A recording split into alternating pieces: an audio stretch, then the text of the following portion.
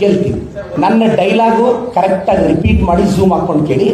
ಚಿಕ್ಕಬಳ್ಳಾಪುರ ವಿಧಾನಸಭಾ ಕ್ಷೇತ್ರದಲ್ಲಿ ಒಂದೇ ಒಂದು ಓಟು ಸುಧಾಕರ್ ಎಕ್ಸ್ಟ್ರಾ ತಗೊಂಡ್ರೆ ನಾನು ರಾಜೀನಾಮೆ ಕೊಡ್ತೀನಿ. ಈಗಲೂ ಚಿಕ್ಕಬಳ್ಳಾಪುರದಲ್ಲಿ 3 ಸಲ MLA ಆಗಿದ್ರು, ಅವರೊಂದೇ ಒಂದು ಓಟ್ ತಗೊಳ್ಳಿ, ನಾನು ರಾಜೀನಾಮೆ ಪತ್ರ ಎತ್ಕೊಂಡು ಬರ್ತೀನಿ.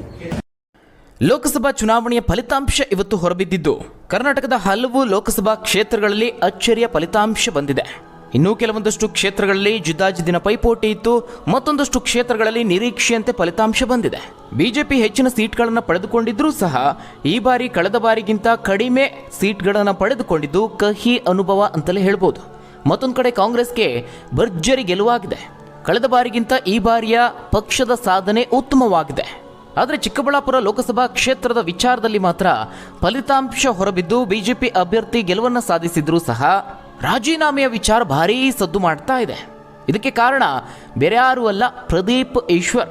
ಇಲ್ಲಿ ಬಿಜೆಪಿ ಜೆಡಿಎಸ್ನ ಮೈತ್ರಿ ಅಭ್ಯರ್ಥಿ ಡಾಕ್ಟರ್ ಕೆ ಸುಧಾಕರ್ ಕಾಂಗ್ರೆಸ್ನ ರಕ್ಷಾ ರಾಮಯ್ಯ ಎದುರು 95,863 ಮತಗಳ ಅಂತರದಲ್ಲಿ ಭರ್ಜರಿಯಾದ ಗೆಲುವನ್ನು ಸಾಧಿಸಿದ್ದಾರೆ. ಕಳೆದ ವಿಧಾನಸಭಾ ಚುನಾವಣೆಯಲ್ಲಿ ಸುಧಾಕರ್ ಅವರು ಪ್ರದೀಪ್ ಈಶ್ವರ್ ವಿರುದ್ಧವಾಗಿ ಸೋಲನ್ನು ಕಂಡಿದ್ರು. ಈ ಬಾರಿ ಬಿಜೆಪಿ ಅಭ್ಯರ್ಥಿಯಾಗಿ ಚಿಕ್ಕಬಳ್ಳಾಪುರ ಕ್ಷೇತ್ರದಿಂದ ಕಣಕ್ಕಿಳಿದಿದ್ದ ಡಾಕ್ಟರ್ ಕೆ ಸುಧಾಕರ್ 4,99,570 ಮತಗಳನ್ನು ಪಡೆಯುವಲ್ಲಿ ಯಶಸ್ವಿಯಾಗಿದ್ದಾರೆ.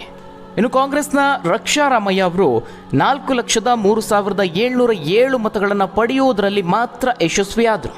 ಆ ಮೂಲಕವಾಗಿ ಕೆ ಸುಧಾಕರ್ ಅವರು ಬಿಜೆಪಿ ಜೆಡಿಎಸ್ ಮೈತ್ರಿಗೆ ರಾಜ್ಯದಲ್ಲಿ ಒಂದು ಗೆಲುವನ್ನು ತಂದುಕೊಟ್ಟಿದ್ದಾರೆ. ಆದರೆ ಇತ್ತ ಸುಧಾಕರ್ ಗೆಲುವಿನ ಬೆನ್ನಲ್ಲೇ ಶಾಸಕರಾದಂತಹ ಇದೇ ಚಿಕ್ಕಬಳ್ಳಾಪುರದ ಶಾಸಕರಾದಂತಹ ಪ್ರದೀಪ್ ಈಶ್ವರ್ ಅವರ ಸ್ಥಾನಕ್ಕೆ ರಾಜೀನಾಮೆ ನೀಡುವಂತೆ ಈಗ ಚಿಕ್ಕಬಳ್ಳಾಪುರ ಸೇರಿದಂತೆ ರಾಜ್ಯದ ಜನರು ಇದೀಗ ಪಟ್ಟು ಹಿಡಿದಿದ್ದಾರೆ. ಹಾಗಾದರೆ ಏನಿದು ವಿಚಾರ? ಯಾಕೆ ಈ ರೀತಿಯಾದಂತಹ ಮಾತುಗಳು ಕೇಳಿ ಬರ್ತಾ ಇದೆ? ಆ ಒಂದು ವಿವರವನ್ನು ಹೇಳ್ತೀನಿ ಕೇಳಿ. ಪ್ರದೀಪ್ ಈಶ್ವರ್ ನಿಮ್ಮೆಲ್ಲರಿಗೂ ಗೊತ್ತಿರೋ ಹಾಗೆ ಚಿಕ್ಕಬಳ್ಳಾಪುರದ ಶಾಸಕರು ಕಳೆದ ಬಾರಿಯ ವಿಧಾನಸಭಾ ಚುನಾವಣೆಯಲ್ಲಿ ಗೆಲುವನ್ನು ಕಂಡಿದ್ರು. ಇದೇ ಸುಧಾಕರ್ ಅವರ ವಿರುದ್ಧವಾಗಿ ಒಂದು ಒಳ್ಳೆಯ ಗೆಲುವನ್ನು ಕಂಡಿದ್ರು.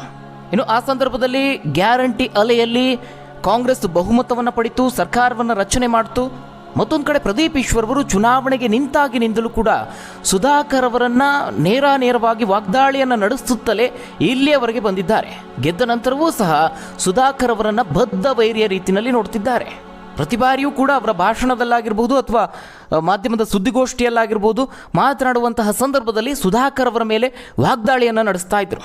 ಇನ್ನು ಪ್ರದೀಪ್ ಈಶ್ವರ್ ಅವರು ಕಳೆದ ಬಾರಿ ಗೆದ್ದ ನಂತರದಲ್ಲಿ ಮಾತಿಗೆ ತಕ್ಕಂತೆ ಮನೆಗೂ ಭೇಟಿ ನೀಡಿದ್ರು. ಚಿಕ್ಕಬಳ್ಳಾಪುರದಲ್ಲಿ ಒಂದು ಒಳ್ಳೆಯ ಹೆಸರನ್ನು ಸಂಪಾದಿಸಿಕೊಂಡ್ರು. ಇನ್ನು ಪ್ರದೀಪ್ ಈಶ್ವರ್ ಅವರು ಮಾತಿನ ಮಲ್ಲ ಅಂತಲೇ ಕರೆಸ್ಕೊಂಡಿದ್ದಾರೆ.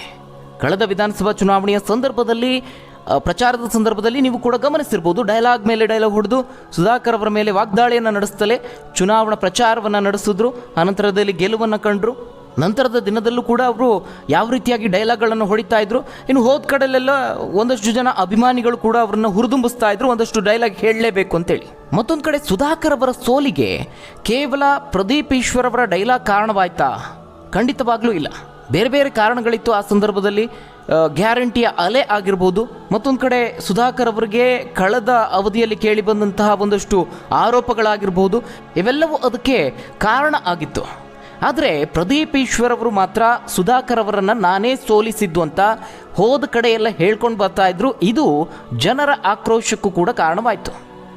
ಕೊನೆಗೆ ಯಾವ ರೀತಿಯಾದಂತಹ ಕಮೆಂಟ್ಗಳು ಅಥವಾ ಸೋಷಿಯಲ್ ಮೀಡಿಯಾದಲ್ಲಿ ಅಭಿಪ್ರಾಯಗಳು ವ್ಯಕ್ತವಾಯಿತು ಅಂತ ಹೇಳಿದ್ರೆ, ಪ್ರದೀಪ್ ಈಶ್ವರ್ ಕೇವಲ ಮಾತುಗಾರ ಅಷ್ಟೇ, ಕೆಲಸದಲ್ಲಿ ಇಂತಹ ಉತ್ಸಾಹವನ್ನು ತೋರಿಸಿ ಅಂತೇಳಿ ಸಾಕಷ್ಟು ಜನ ಸೋಷಿಯಲ್ ಮೀಡಿಯಾಗಳಲ್ಲೂ ತರಾಟೆಗೆ ತೆಗೆದುಕೊಂಡಿದ್ದಾರೆ. ಇದಿಷ್ಟೇ ಅಲ್ಲದೆ ಚಿಕ್ಕಬಳ್ಳಾಪುರ ವಿಧಾನಸಭಾ ಕ್ಷೇತ್ರದಲ್ಲೂ ಕೂಡ ಈ ರೀತಿಯಾದಂತಹ ಒಂದಷ್ಟು ಮಿಶ್ರ ಪ್ರತಿಕ್ರಿಯೆಗಳು ಕೂಡ ವ್ಯಕ್ತವಾಗಿದೆ. ಇನ್ನು ಇದೇ ರೀತಿಯಾದಂತಹ ವರಸೆಯನ್ನು ಅಥವಾ ಪ್ರಚಾರದ ವೈಖರಿಯನ್ನು ಈ ಬಾರಿಯ ಲೋಕಸಭಾ ಚುನಾವಣೆಯ ಸಂದರ್ಭದಲ್ಲೂ ಕೂಡ ಮುಂದುವರೆಸಿದ್ರು.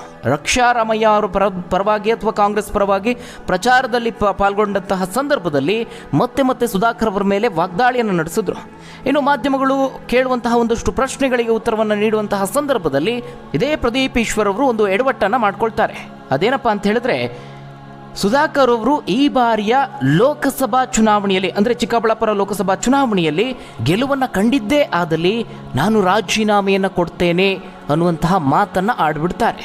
ಕೇವಲ ಗೆಲುವನ್ನು ಕಂಡ್ರೆ ಅಂತ ಅವರು ಹೇಳಲಿಲ್ಲ. ಅಲ್ಲಿ ಕೇವಲ ಒಂದೇ ಒಂದು ಮತದಿಂದ ಗೆದ್ದರೂ ಕೂಡ ನಾನು ರಾಜೀನಾಮೆಯನ್ನು ಕೊಡ್ತೀನಿ ಅನ್ನುವಂತಹ ಮಾತನ್ನು ಪ್ರದೀಪ್ ಈಶ್ವರ್ ಅವರು ಹೇಳಿದರು. ಇದನ್ನು ಹೇಳಿದ್ದು ಇದೇ ಲೋಕಸಭಾ ಚುನಾವಣೆಯ ಪ್ರಚಾರದ ಸಂದರ್ಭದಲ್ಲಿ ಕೆಲವು ದಿನಗಳ ಹಿಂದಷ್ಟೇ ಈ ಮಾತನ್ನು ಹೇಳಿರುವಂಥದ್ದು. ಎಂದೋ ಹೇಳಿದ್ದ ಮಾತನ್ನೇ ಮತದಾರರು ನೆನಪಿಟ್ಕೊಳ್ತಾರೆ. ಅಂಥದ್ರಲ್ಲಿ ಕೆಲವು ದಿನಗಳ ಹಿಂದಷ್ಟೇ ಹೇಳಿರುವಂತಹ ಮಾತನ್ನು ನೆನಪಿಟ್ಕೊಳ್ದೇ ಇರ್ತಾರ. ಇದೀಗ ಪ್ರದೀಪ್ ಈಶ್ವರ್ ಅವರಿಗೆ ಆ ಒಂದು ಮಾತೇನಿದೆ ಇದೀಗ ಕಂಟಕವಾಗಿ ಪರಿಣಮಿಸಿದೆ. ಇದು ಅವರ ವರ್ಚಸ್ಸಿಗೆ ಧಕ್ಕೆ ತರುವಂತಹ ಎಲ್ಲ ಲಕ್ಷಣಗಳು ಕಾಣಿಸ್ತಾ ಇದೆ. ಯಾಕಂದರೆ ಪ್ರದೀಪ್ ಈಶ್ವರ್ ಅಂದರೆ ಒಂದು ರೀತಿಯಲ್ಲಿ ಹೇಳಿದಂತೆ ನಡೆದುಕೊಳ್ತಾರೆ, ಅಂದರೆ ನುಡಿದಂತೆ ನಡೆದುಕೊಳ್ತಾರೆ ಅನ್ನುವಂಥ ಮಾತಿದೆ. ಅವರು ಕೂಡ ಇದೇ ಮಾತನ್ನು ಪದೇ ಪದೇ ಹೇಳ್ತಿರ್ತಾರೆ. ಹಿಟ್ ಆ್ಯಂಡ್ ರನ್ ರೀತಿ ಹೇಳಿಕೆಗಳನ್ನು ನೀಡೋದಲ್ಲ, ಆಣೆ ಪ್ರಮಾಣವನ್ನು ಮಾಡಬೇಕು, ನುಡಿದಂತೆ ನಡಿಬೇಕು ಅನ್ನುವಂತೆ ಅವರು ಮಾತನಾಡಿದರು. ಇದಿಷ್ಟೇ ಅಲ್ಲದೆ ಸುಧಾಕರ್ ಅವರಿಗೆ ಬನ್ನಿ ಪ್ರಮಾಣ ಮಾಡಿ, ನಾನು ಪ್ರಮಾಣ ಮಾಡ್ತೀನಿ ಅಂತ ಘಂಟಾಘೋಷವಾಗಿ ಹೇಳ್ಕೊಂಡಿದ್ರು. ಇದೀಗ ಅದೇ ಮಾತು ಅವರಿಗೆ ಮುಳುವಾಗ್ತಾ ಇದೆ. ಚಿಕ್ಕಬಳ್ಳಾಪುರದ ವಿಧಾನಸಭಾ ಕ್ಷೇತ್ರದ ಜನತೆ ಸೇರಿದಂತೆ ರಾಜ್ಯದ ಜನ ಇದೀಗ ಅವರ ರಾಜೀನಾಮೆಗೆ ಪಟ್ಟು ಹಿಡಿದಿದ್ದಾರೆ. ಇದ್ರ ಜೊತೆಗೆ ಪ್ರದೀಪ್ ಈಶ್ವರ್ ಅವರು ಸೋಷಿಯಲ್ ಮೀಡಿಯಾಗಳಲ್ಲಿ ಟ್ರೋಲ್ಗೆ ಒಳಗಾಗೋದು ಹೊಸದೇನಲ್ಲ. ಇದೀಗ ಮತ್ತೊಮ್ಮೆ ಅವರು ಟ್ರೋಲ್ಗೆ ಒಳಗಾಗುವಂತಾಗಿದೆ. ಇದೀಗ ಇದೇ ವಿಚಾರ ಕಾಂಗ್ರೆಸ್ಗೂ ಕೂಡ ಸಂಕಷ್ಟವನ್ನು ತಂದಿಟ್ಟಿದೆ. ಸುಧಾಕರ್ ಗೆಲುವಿನ ಬೆನ್ನಲ್ಲೇ ಶಾಸಕ ಸ್ಥಾನಕ್ಕೆ ರಾಜೀನಾಮೆ ನೀಡುವಂತೆ ಕಾಂಗ್ರೆಸ್ನ ಪ್ರದೀಪ್ ಈಶ್ವರ್ಗೆ ಬಿಜೆಪಿ ನಾಯಕರು ಒತ್ತಡವನ್ನು ಹೇರ್ತಿದ್ದಾರೆ. ಪ್ರಮುಖವಾಗಿ ಇಲ್ಲಿ ಗಮನಿಸೋದಾದರೆ ಈ ಒಂದು ಲೆಕ್ಕಾಚಾರ ತಪ್ಪಿದ್ದಕ್ಕೆ ಕಾರಣ ಅಂತ ಹೇಳಿದ್ರೆ ವಿಧಾನಸಭಾ ಚುನಾವಣೆಗೂ ಲೋಕಸಭಾ ಚುನಾವಣೆಗೂ ಸಾಕಷ್ಟು ವ್ಯತ್ಯಾಸಗಳಿವೆ. ಕಾಂಗ್ರೆಸ್ ಅಭ್ಯರ್ಥಿ ವಿರುದ್ಧವಾಗಿ ಸುಧಾಕರ್ ಅವರು ಸುಮಾರು 1 ಲಕ್ಷ ಮತಗಳ ಅಂತರದಿಂದ ಗೆದ್ದಿರುವಂಥದ್ದು. ಒಟ್ಟಾರೆಯಾಗಿ ಪ್ರದೀಪ್ ಈಶ್ವರ್ ಅವರ ಲೆಕ್ಕಾಚಾರಗಳು ಉಲ್ಟಾ ಆಗಿದೆ. ಹೀಗಾಗಿ ಅವರು ಮುಂದೇನು ಮಾಡ್ತಾರೆ, ರಾಜೀನಾಮೆಯನ್ನು ಕೊಡ್ತಾರಾ ಇಲ್ವಾ ಕಾದು ನೋಡಬೇಕಾಗಿದೆ. ಅವರ ಹೇಳಿಕೆ ಬಗ್ಗೆ ನೀವೇನಂತೀರ ವೀಕ್ಷಕರೇ? ನಿಮ್ಮ ಅನಿಸಿಕೆ ಅಭಿಪ್ರಾಯವನ್ನು ಕಮೆಂಟ್ ಮೂಲಕ ತಿಳಿಸಿ. ಧನ್ಯವಾದಗಳು ವೀಕ್ಷಕರೇ.